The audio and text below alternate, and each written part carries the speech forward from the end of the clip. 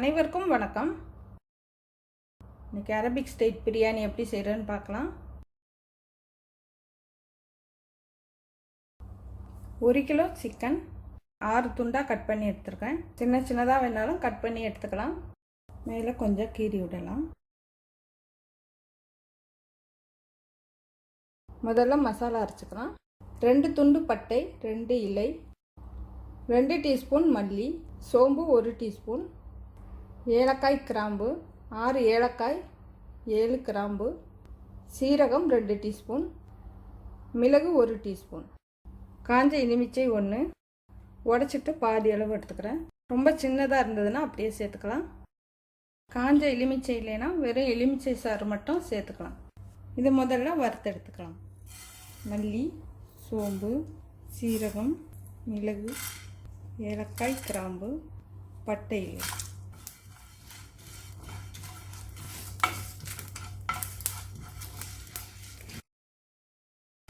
மிதமான தீயில வறுத்தெடுத்துக்கலாம். கடைசியாக அந்த எலுமிச்சைக்காயை சேர்த்து வறுத்துக்கலாம்.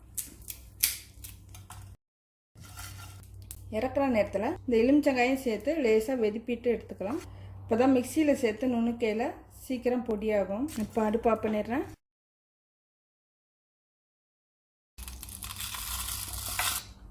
நைஸாக பொடி பண்ணி எடுத்துக்கலாம். இப்போ மசாலா பொடி பண்ணியாச்சு. வாசம் போகாமல் மூடி வைக்கலாம். தனியாக மசாலாவை குழப்பிக்கலாம். 3 டேபிள் ஸ்பூன் அளவு மசாலா எடுத்துருக்கேன். 2 டேபிள் ஸ்பூன் தயிர், கொஞ்சமாக மஞ்சள் தூள், 1 டீஸ்பூன் மிளகாய்த்தூள். காரம் வேண்டாம்னா மிளகாய்த்தூள் சேர்க்காமல் இருக்கலாம். தேவையான அளவு உப்பு. நல்லா கலந்துக்கணும்.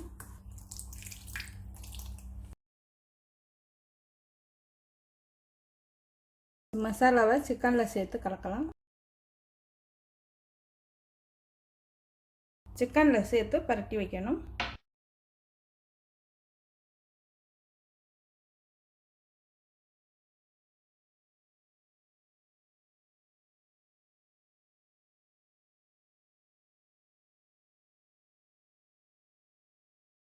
அரை மணி நேரம் ஊற வச்சு எடுத்துக்கலாம். தக்காளி 2, இது அப்படியே நறுக்கி எடுத்துக்கலாம். வேக வச்சுட்டு தோல் உரித்து அரைச்சி எடுத்துக்கலாம். அப்படியே நறுக்கி தான் எடுத்துக்கிறேன். பெரிய வெங்காயம் 2, 1 கேரட் தோல் சீவிட்டு சின்ன சின்னதாக கட் பண்ணி எடுத்துக்கணும். பச்சை மிளகாய் 6 இந்த மாதிரி கட் பண்ணி எடுத்துக்கணும். 5 டம்ளர் அளவு அரிசி எடுத்துருக்கேன். இந்த மசாலாவுக்கு 6 டம்ளர் அளவு கூட சேர்த்துக்கலாம். இப்போ சாதத்தை தனியாக வேக வச்சு எடுத்துக்கலாம். அரிசியை நல்லா அலசி எடுத்துக்கணும். அரைத்தரம் வெந்தால் போதும். தனியாக தண்ணி காய வச்சுருக்கேன். கழுவுன அரிசியை இதில் சேர்த்துடலாம்.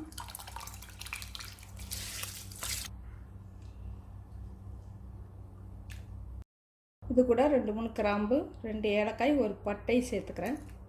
சேர்த்து வேக விடலாம். சாதம் அரைத்தரம் வந்திருக்கு. இப்போ அடுப்பை ஆஃப் பண்ணிவிட்டு தனியாக வடித்து எடுத்துக்கலாம். பிரியாணி வேக வைக்க தகுந்த மாதிரி ஒரு பாத்திரம் எடுத்துக்கலாம். தேவையான அளவு நெய் இல்லைன்னா எண்ணெய் சேர்த்துக்கலாம். ஒரு பட்டை, 4 ஏலக்காய், 4-5 கிராம்பு, வெங்காயம் சேர்த்துக்கலாம்.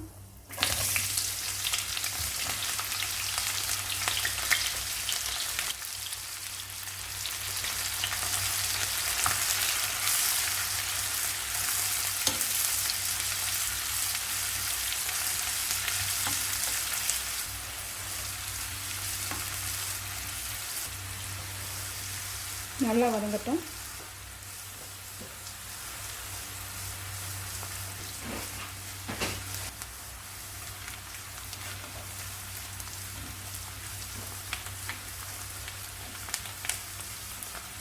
வெங்காயம் நல்லா வதங்கிடுச்சு. கேரட் சேர்த்துடலாம். கேரட் சேர்த்து வதக்கிக்கலாம். பச்சை மிளகாய்,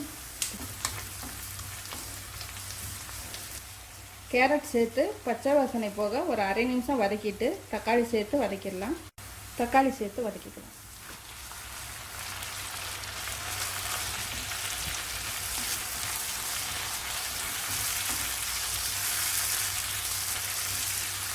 தக்காளி அரைச்சி எடுத்துருந்தீங்கன்னா அந்த நேரத்தில் சேர்த்துக்கலாம். ஒரு பக்கமாக இஞ்சி பூண்டை வதக்கிக்கலாம். 2 டீஸ்பூன் அளவு இஞ்சி பூண்டு,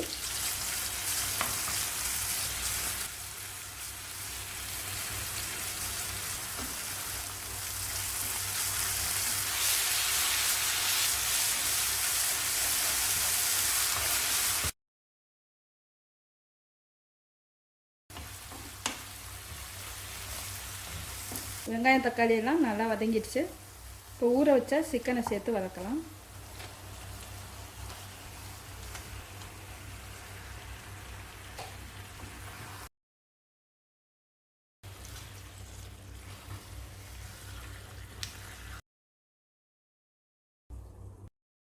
நல்லா வதங்கணும்.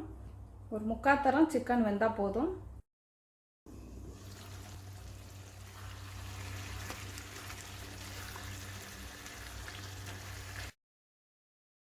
மசாலா பச்சை வாசனை போக வதக்கிட்டு உப்பு சேர்த்துக்கலாம். தக்காளி வெங்காயம் வதக்கின மசாலாவுக்கு தகுந்த மாதிரி உப்பு சேர்த்துக்கலாம். சிக்கனில் ஏற்கனவே உப்பு சேர்த்து ஊற வச்சுருக்கோம், பார்த்து சேர்த்துக்கணும்.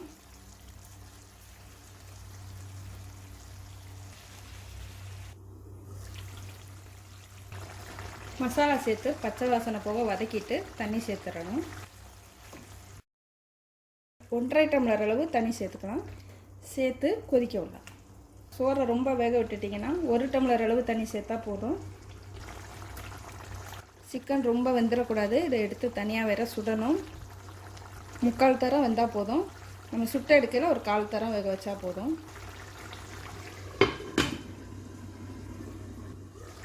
தண்ணி சேர்த்து நல்லா ஒரு கொதி கொதித்ததும் இந்த சிக்கன்லாம் தனியாக எடுத்துடலாம்.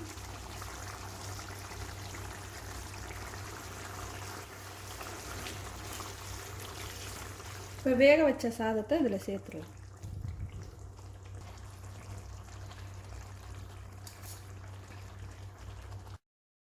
சாதத்தை சேர்த்து நல்லா கலந்து விடணும்.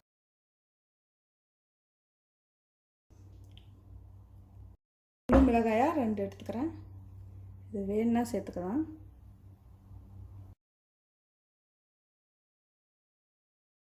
தம்மிலே வெந்துடும். தயிரோடு எடுத்து சாப்பிடலாம்.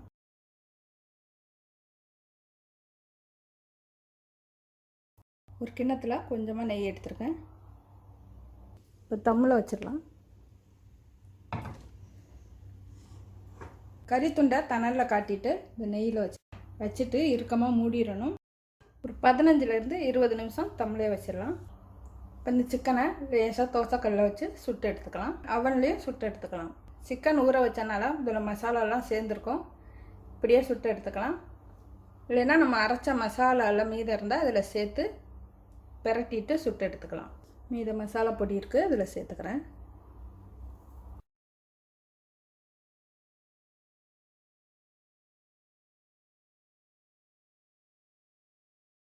ரொம்ப வேக வச்சிட்டிங்கன்னா ரப்பர் மாதிரி ஆகிடும். சிக்கனை சுட்டு எடுத்துக்கலாம். கொஞ்சமாக எண்ணெய் சேர்த்தா போதும்.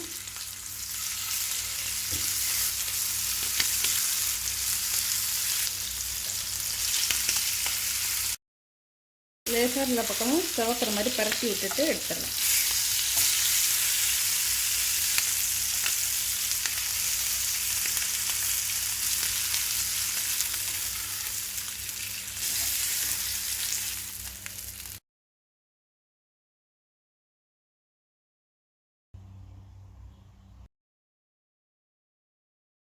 சுட்ட சிக்கனை இதிலே வச்சுட்டு தம்மில் வைக்கிறேன். இதுக்கு ஒரு சட்னி எப்படி செய்கிறதுன்னு பார்க்கலாம். ஒரு பெரிய வெங்காயம், 2 தக்காளி வெங்காயத்தை சுட்டு எடுத்துக்கலாம். பச்சை மிளகாயும் சேர்த்துக்கலாம், காஞ்ச மிளகாயும் சேர்த்துக்கலாம். 2 மிளகாய் எடுத்துருக்கேன். இதையும் இதில் சேர்த்து சுட்டு எடுத்துக்கிறேன். ஒவ்வொரு பக்கமாக திருப்பி விட்டு சுட்டு எடுத்துக்கலாம்.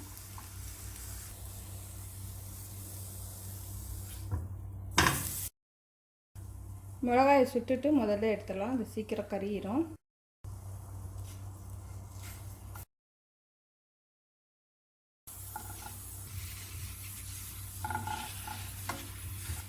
சுட்டதுக்கப்புறம் கொஞ்சம் நேரம் ஆறட்டும். தோல் உரித்து எடுத்துக்கணும். நல்லா ஆறுனதும் தக்காளியோட தோலை மட்டும் உரித்து எடுத்துக்கலாம். தக்காளியில் உள்ளதை காம்பை எடுத்துடலாம். முதல்ல மிளகாயும் வெங்காயத்தையும் சேர்த்து அரைச்சி எடுத்துக்கலாம். இதில் இந்த அளவு மல்லி, கொஞ்சமாக சீரகம், 2-3 மிளகு அரைச்சிட்டு தக்காளியை சேர்த்து ஒரு சுற்றி எடுத்துக்கலாம். தேவையான அளவு உப்பு. மிக்சியை விட்டு ஒரு 2-3 சுற்றினா போதும். 1-2 அரைச்சி எடுத்தால் போதும். இது இப்படியேவும் எடுத்துக்கலாம். இது கூட தயிர் சேர்த்து கலந்துட்டா எடுத்துக்கலாம். கெட்டி மோர், தேவையான அளவு உப்பு, 2-3 சீரகம் திரிச்சிட்டு சேர்த்துக்கலாம். இப்போ சால்சா சட்னி ரெடி ஆயிடுச்சு.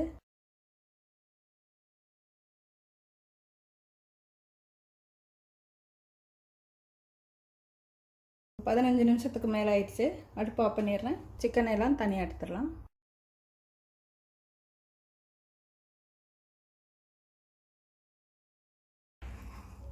இல்லை உதிரியாக வரும்.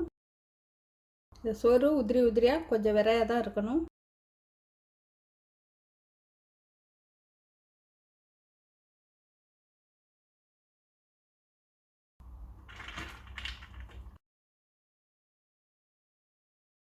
இதுக்கு மசாலா அதிகமாக இருக்கக்கூடாது. கம்மியான மசாலா சேர்த்தாலே போதும். மேலே முந்திரி திராட்சை வறுத்துட்டு தூவிக்கலாம்.